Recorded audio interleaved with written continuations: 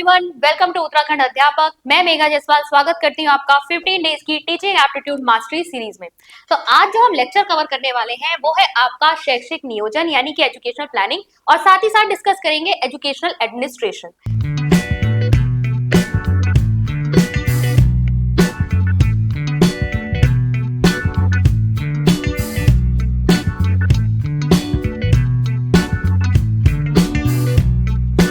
तो एक बार आप देखें कि हमने यहाँ पर जो यूनिट्स कवर किया उसमें एक था आपका फोर्थ वाला यूनिट, जिसमें हमने कक्षा अनुशासन और विद्यालय अनुशासन यानी डिसिप्लिन वाला टॉपिक हमने ऑलरेडी कवर कर लिया, और इसमें हमारा ये वाला टॉपिक बचा हुआ था शैक्षिक नियोजन और प्रशासन। इसको आज हम कवर करने वाले हैं, जिससे हमारा फोर्थ यूनिट पूरी तरीके से कंप्लीट हो जाएगा। चलिए स्टार्ट करते हैं educational planning.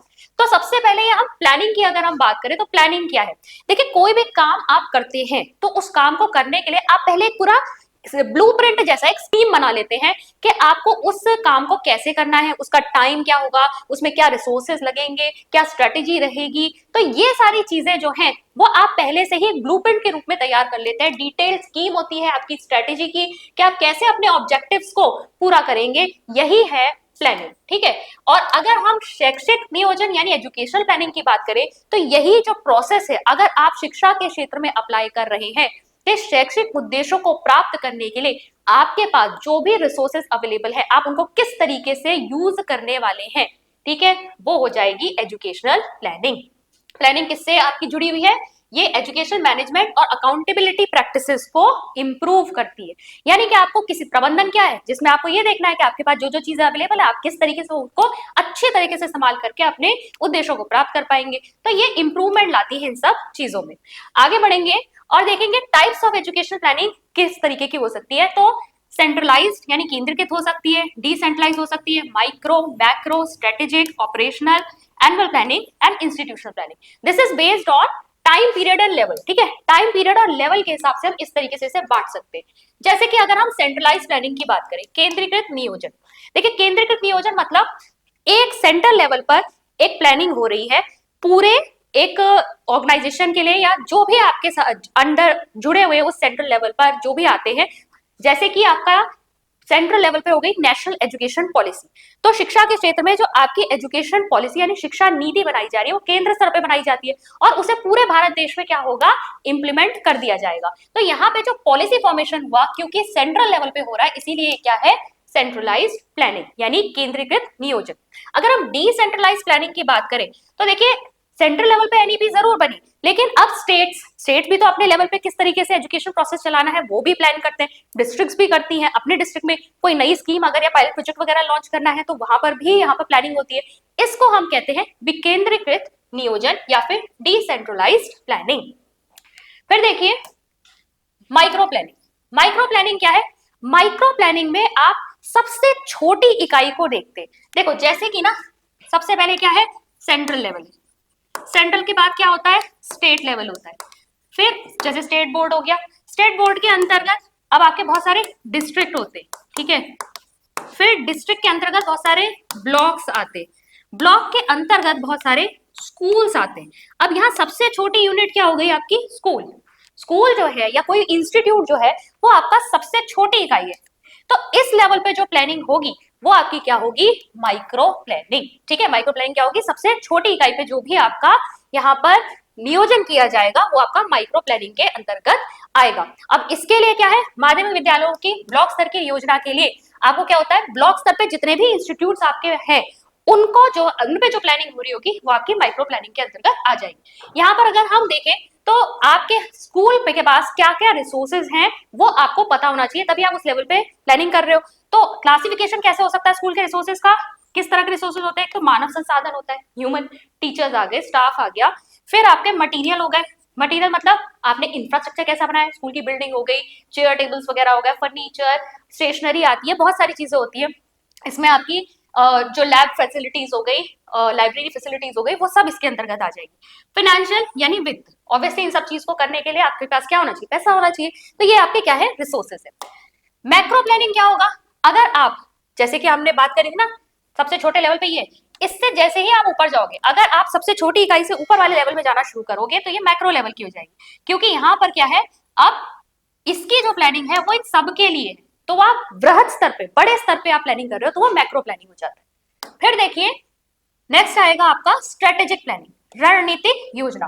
This concerns the long term prospects of an educational institution. ज्यादातर ये किस पर, 10 से 20 वर्ष की अगर हम किसी योजना की बात कर रहे हैं, थोड़े बड़े पर्सपेक्टिव में अगर हम देखें तो ये आपकी स्ट्रेटेजिक प्लानिंग होगी। जैसे 10 से 20 वर्ष आप इसका मान के चल रहे हैं, तो जैसे AICTE का आपका एक गोल है, एक उद्देश्य है कि हम जो ग्रॉस एनरोलमेंट रेशियो है, मतलब कितने बच्चे जो हैं एनरोल हो रहे हैं उस पर्टिकुलर कोर्स में, उसको हम 50% ले आए 2035 तक। ठीक है, ये लक्ष्य रखा गया। 2035 तक क्या करना है, अगले 10-20 वर्षों के लिए योजना बनाई जाती है ना, तो इन्होंने 2035 तक का लक्ष्य रखा कि जो ग्रॉस एनरोलमेंट रेशियो है उसे 50% लाया जाए। अब इसके लिए क्या करेंगे, इन 10 वर्षों में ये पूरी रणनीति तैयार करेंगे कि किस तरीके से हम इस लक्ष्य को 2035 तक प्राप्त कर सकते हैं। तो ये हो जाएगी आपकी स्ट्रेटेजिक प्लानिंग। फिर देखिए, फिर है ऑपरेशनल प्लानिंग। ऑपरेशनल प्लानिंग मतलब ये शॉर्ट टर्म या मीडियम टर्म टाइम स्केल्स के लिए होता है, 2 से 5 साल के लिए। जैसे एक तो हो गया, हम अपने इंस्टीट्यूट के लिए कोई बड़ा विजन रखें कि अगले 20 वर्षों में, अगले 50 वर्षों में मैं इस इंस्टीट्यूट को कहाँ देखना चाहती हूँ। एक हो गया आपका कि 1-2 साल के अंदर हमें क्या इंप्रूवमेंट्स लेकर आने हैं, कि हम अगले 2 या 5 साल में आपका जो है इस स्कूल को यहाँ से एक और ज्यादा बड़ी कैटेगरी में या फिर एक अच्छे स्टैंडर्ड पे हम कैसे लेके जाएंगे। तो यहाँ आप टाइम पे आप इसको ज्यादा ध्यान देंगे। जैसे स्ट्रेटेजिक प्लानिंग में हमने 10 से 20 वर्ष का दिया था लक्ष्य, यहाँ पर क्या होता है 2 से 5 साल मान के चलिए, 2 से 5 साल तक के लिए हम जो भी नियोजन कर रहे हैं यहाँ पर किसी इंस्टीट्यूट के लिए, वो आपकी ऑपरेशनल प्लानिंग हो गई।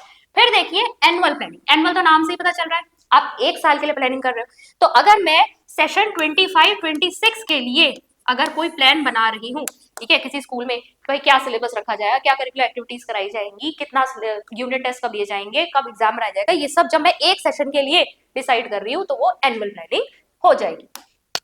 फिर देखिए इंस्टीट्यूशनल प्लानिंग। इंस्टीट्यूशनल प्लानिंग जो है आपकी स्कूल लेवल पर, एक स्कूल लेवल पर आप प्लानिंग करते हो ना, जैसे कि उसमें आपकी बहुत सारी चीजें आ जाएंगी, भाई रिसोर्सेज कैसे यूज करेंगे, स्टडीज के बारे में हम किस तरीके से करेंगे, को करिकुलर एक्टिविटीज के बारे में कैसे आपका जो है प्लानिंग करेंगे, ये सारी चीजें इंस्टीट्यूट लेवल पर जब हो रही है इंस्टीट्यूशनल प्लानिंग। देखो ऐसा मत समझना कि ये सब बिल्कुल अलग अलग तरीके की है। इंस्टीट्यूशनल प्लानिंग आपकी अगर सबसे छोटी इकाई माइक्रो है, तो वो माइक्रो प्लानिंग हो जाएगी। अगर कभी कभी इंस्टीट्यूशनल प्लानिंग को ग्रास रूट प्लानिंग भी कहा जाता है, क्योंकि सबसे निचले स्तर पे है, तो ग्रास रूट प्लानिंग जो है वो आपका इंस्टीट्यूशनल प्लानिंग में ही आ जाता है। तो ये लोएस्ट लेवल है जहां पर प्लानिंग करने की जरूरत पड़ती है, यानी स्कूल लेवल पर जब आप प्लानिंग कर रहे हो तो वो इंस्टीट्यूशनल प्लानिंग हो गई। ठीक है, और सब एक दूसरे में आ जाते हैं, इसीलिए हमने लिखा भी है कि अप्रोप्रिएट नहीं है कि जो ऊपर जो टर्म्स दिए गए हैं वो सब एक दूसरे से अलग है, सब एक दूसरे को हम कहीं ना कहीं को रिलेट कर सकते हैं।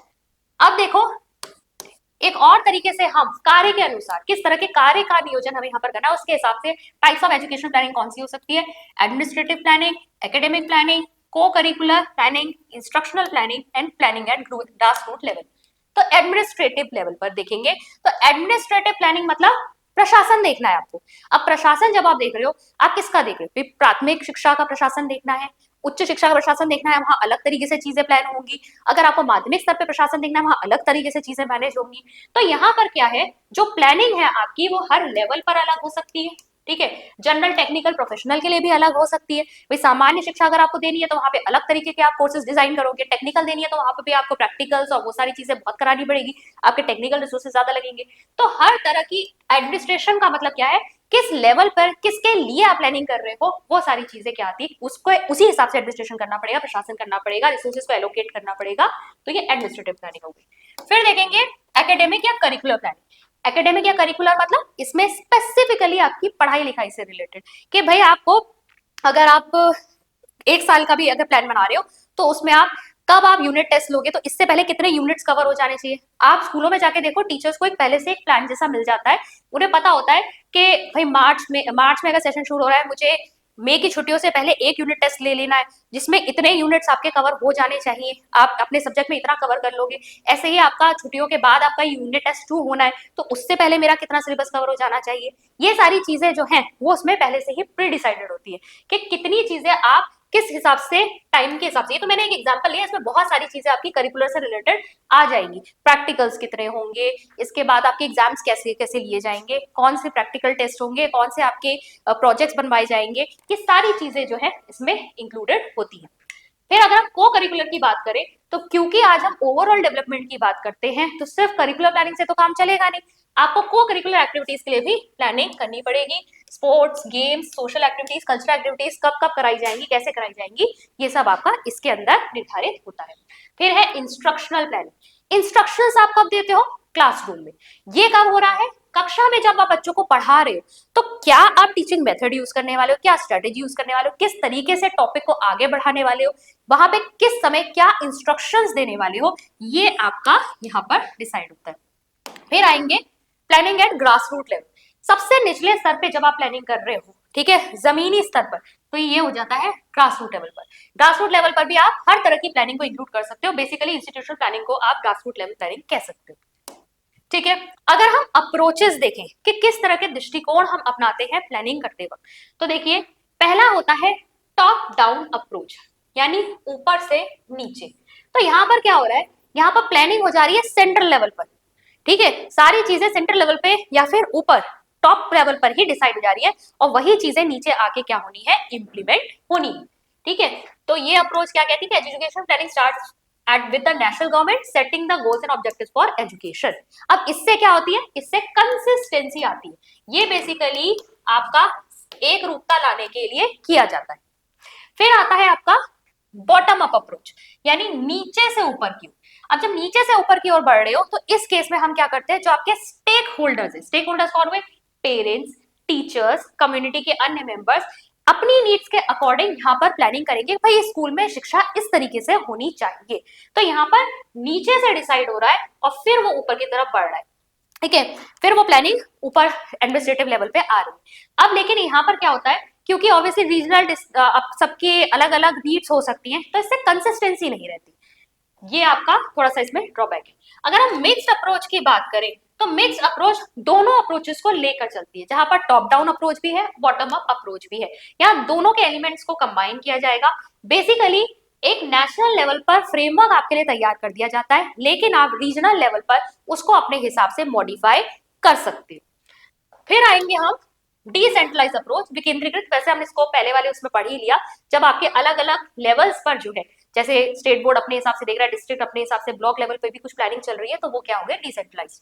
पार्टिसिपेटरी अप्रोच में भी क्या आता है आपका, पार्टिसिपेटरी अप्रोच में आपके जो स्टेक होल्डर्स हैं, student, parent, teacher, community members, ये लोग क्या करते हैं, प्लानिंग प्रोसेस में शामिल होते हैं, पार्टिसिपेट करते हैं, तो ये पार्टिसिपेटरी अप्रोच होती है।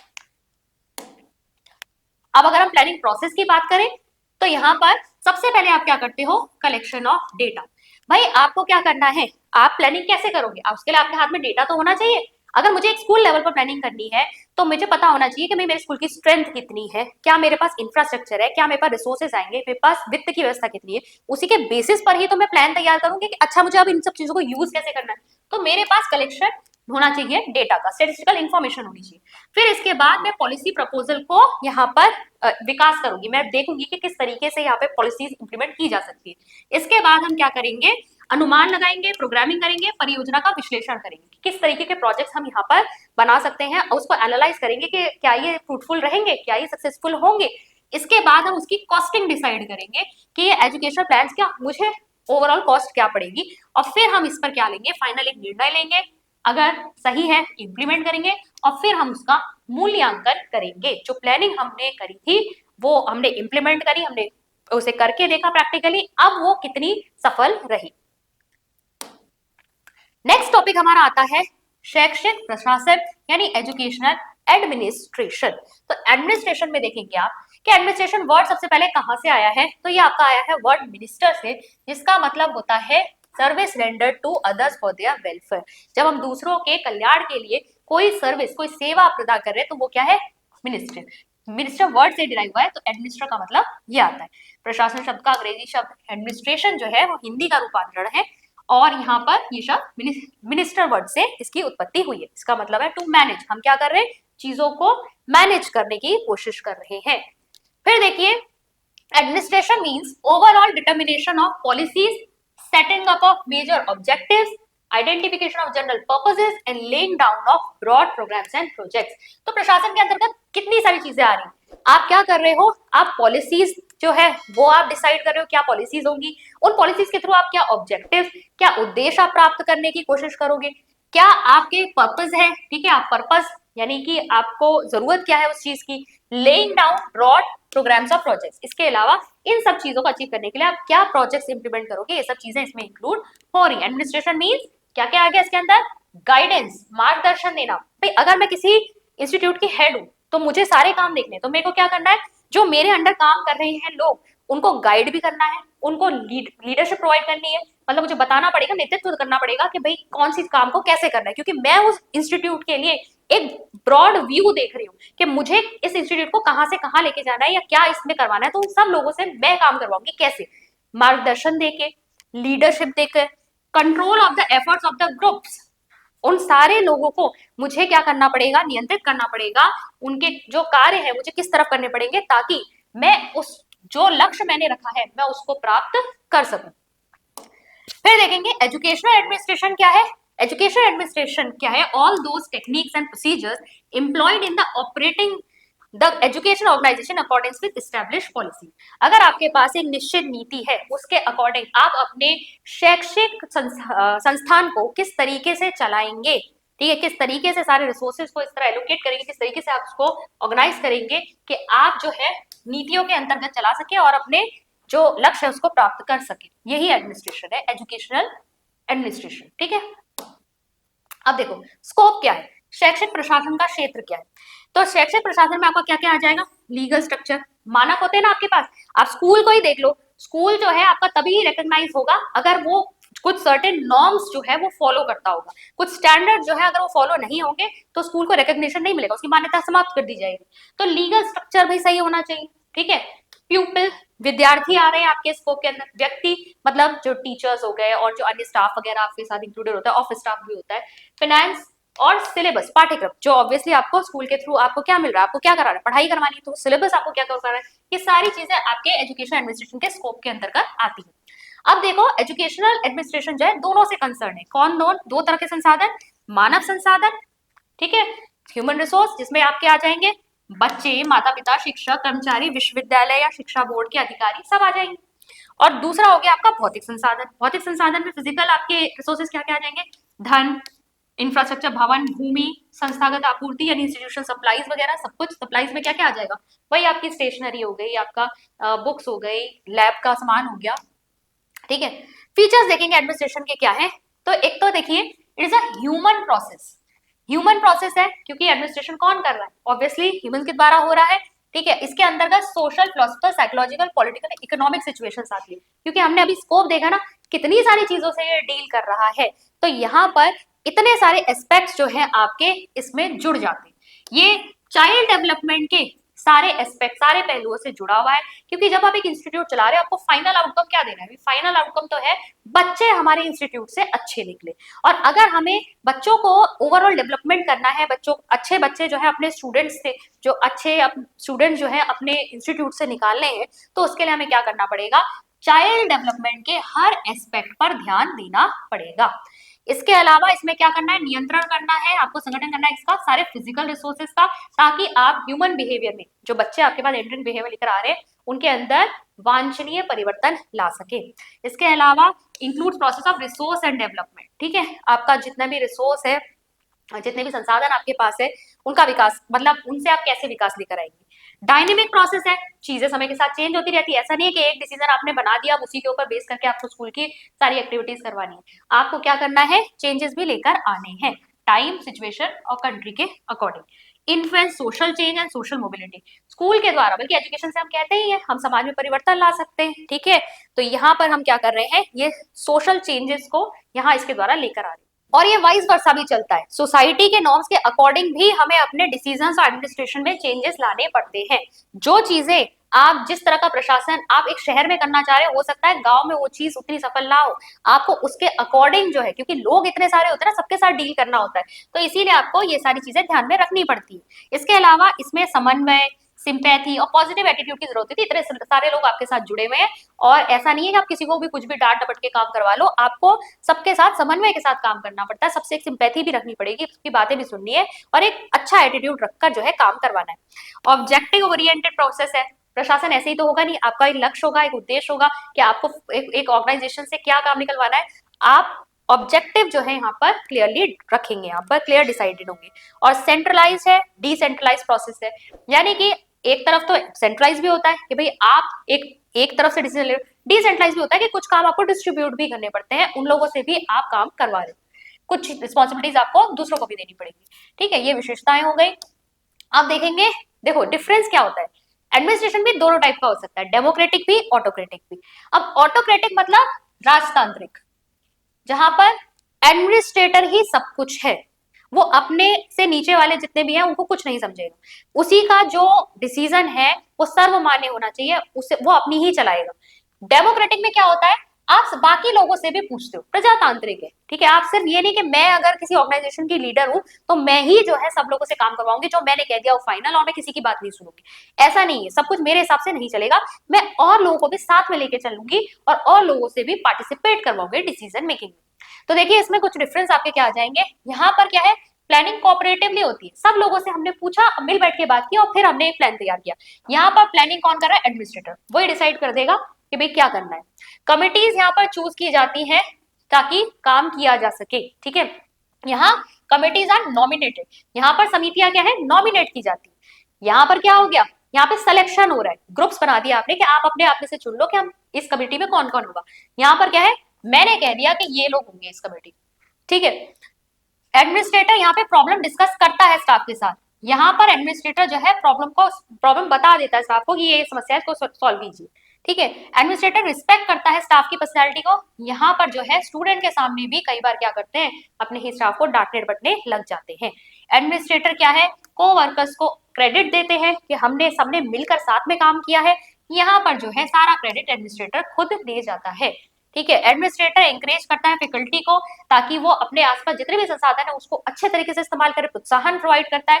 यहाँ पर एडमिनिस्ट्रेशन ऐसा कोई रिकॉग्निशन पेरेंट्स को और लीडर्स को उनको नहीं देता। ठीक है, administrator plans and active in service programme for teachers, यहाँ पर टीचर्स को ट्रेन करने के लिए भी, उनको और ज्यादा इनहेंस करने के लिए बीच बीच में ट्रेनिंग्स वगैरह प्रोवाइड की जाती है, प्लानिंग दी जाती है।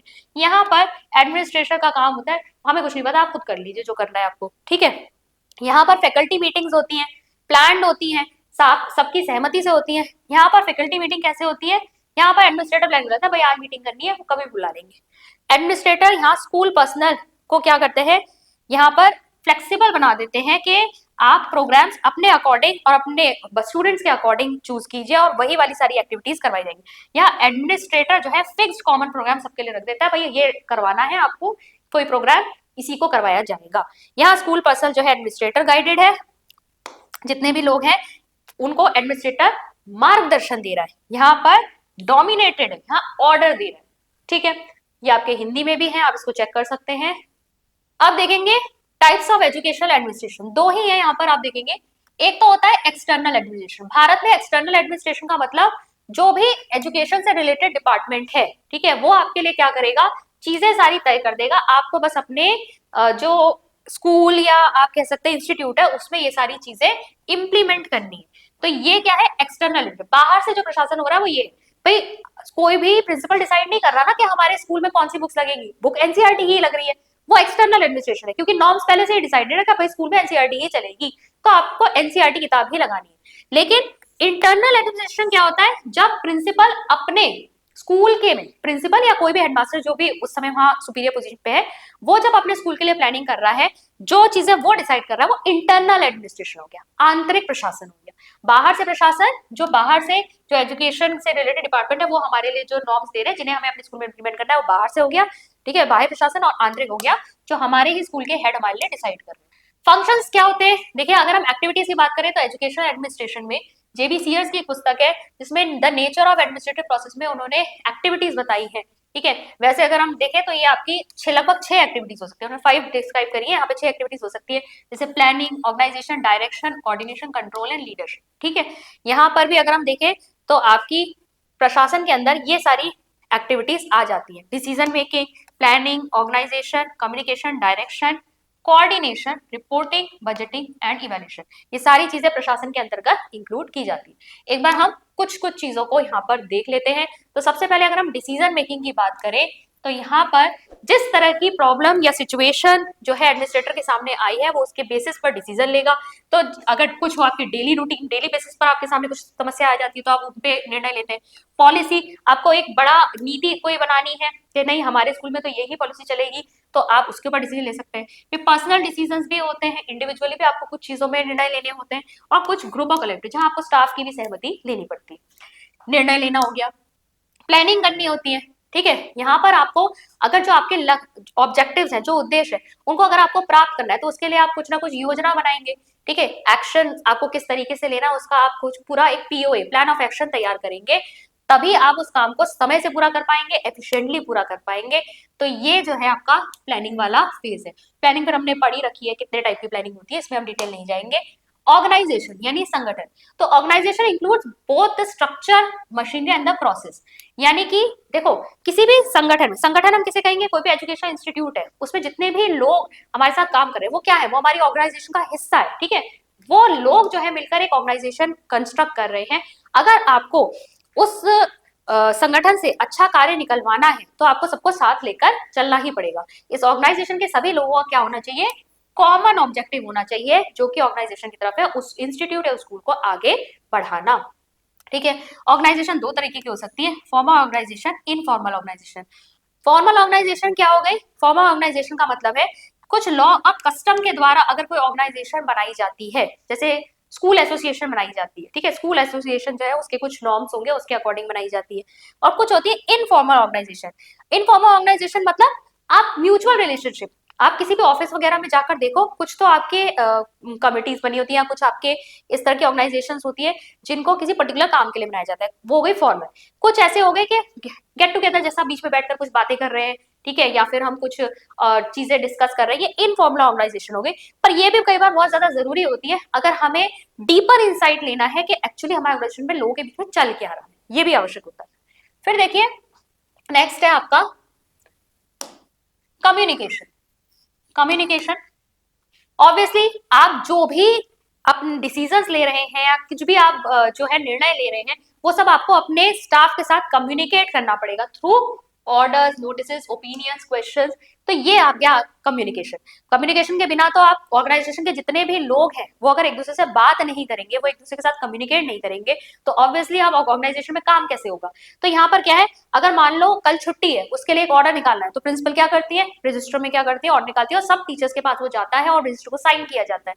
ये तो एक बहुत बेसिक एग्जाम्पल। कल से अगर एग्जाम होने वाले हैं या एग्जाम डेट शीट इस तरीके की है, या फिर आप मीटिंग बुलाकर आप क्या कर रहे हो, किसी एक पर्टिकुलर प्रॉब्लम के ऊपर सबसे डिस्कशन ले रहे हो, सबकी राय पूछ रहे हो, ये सारी चीजें किसमें आ गए, कम्युनिकेशन, ठीक है। कम्युनिकेशन क्या हो सकता है, डिसेंडिंग ऑर्डर में हो सकता है, सबऑर्डिनेट्स बाय हाई ऑफिसर्स, मतलब कि जो आपका, जैसे कि मैंने भी एग्जांपल दिया, प्रिंसिपल ने कोई ऑर्डर निकाला है और वो टीचर्स को भेजा जा रहा है, तो वो डिसेंडिंग ऑर्डर में हो गया, नीचे की तरफ को, अवरोही क्रम में। पैरेलल हो गया टीचर टू टीचर, अगर एक शिक्षक दूसरे शिक्षक से बात कर रहा है तो वो पैरेलल हो गया, समांतर। असेंडिंग ऑर्डर क्या हो गया, जब सबऑर्डिनेट्स अपने हायर ऑफिसर्स के साथ बात करें, मुझे एप्लीकेशन चाहिए, मुझे कल छुट्टी चाहिए, तो मैं उसके लिए एप्लीकेशन लिख के किसे दूंगी, प्रिंसिपल को दूंगी, ठीक है। तो ये असेंडिंग ऑर्डर हो गया। फिर देखेंगे डायरेक्शन। अब क्या करना पड़ता है एडमिनिस्ट्रेटर का, और एक फंक्शन क्या हो गया, डायरेक्शन, यानी कि आप दिशा देते हो। आपने पॉलिसी बना दी, प्लानिंग कर दी, आपने लोग नियुक्त कर दिए कि भाई ये लोग जो हैं इस कार्य को करेंगे। अब आपने कहा कि काम क्या करना है वो भी आपने अच्छे से समझा दिया, फिर भी आपको बीच बीच में देखना पड़ेगा और गाइड करना पड़ेगा, फिर निर्देशित करना पड़ेगा कि ये काम अब करिए, अब आप ये वाला काम करिए, या फिर ये वाला काम किस तरीके से करना है, वो हुआ डायरेक्शन देना, ठीक है। तो यहाँ पर डायरेक्शन देने के लिए एडमिनिस्ट्रेटर के पास क्या क्वालिटी होनी चाहिए, ability of a higher order, क्षमता होनी चाहिए, ज्ञान होना चाहिए वो काम करवाने का भी, वो काम तभी करवाओगे ना जब आपको खुद भी उस काम को आता होगा आपको। कैपेसिटी फॉर लीडरशिप, नेतृत्व आ रहा है यहाँ पर, कहीं ना कहीं आपको गाइड करना है सामने वाले को।